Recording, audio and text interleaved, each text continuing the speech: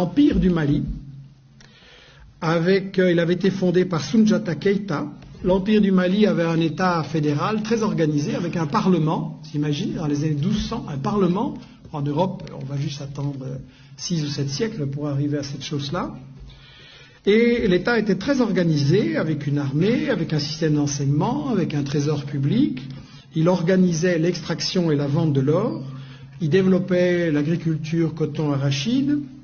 Il y avait des centres universitaires extrêmement célèbres à Tombouctou, à Géné ou à Ségou. Et un des successeurs de Keïta, Boubacar II, 2 siècles avant Christophe Colomb, a lancé 2 expéditions maritimes pour découvrir l'Amérique. Donc, pour des gens qui ne sont jamais entrés dans l'histoire, c'est pas mal. Et en fait, ce qui est intéressant, c'est que donc, il y avait toute une économie en Afrique et au Mali. Il y avait une économie avec un commerce, des caravanes qui remontaient de la Gambie, de l'ouest de l'Afrique jusqu'à la Méditerranée.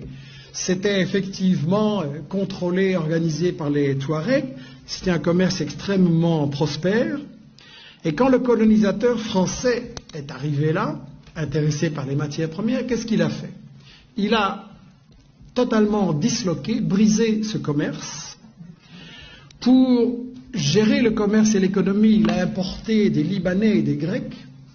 Et ensuite, la grande démocratie française, qu'est-ce qu'elle a fait? Elle a assassiné des milliers de professeurs de langue arabe. Pourquoi? Parce que ce commerce entre toutes ces régions et tous ces pays, quand vous faites du commerce, vous avez besoin d'une langue que tout le monde comprend. Aujourd'hui, c'est l'anglais. Vous voulez faire du commerce, c'est l'anglais. Et à ce moment-là, c'était l'arabe. Et donc, si on voulait détruire ce commerce et que tout soit pour l'exportation vers la France, on a massacré des milliers de professeurs d'arabe à l'époque.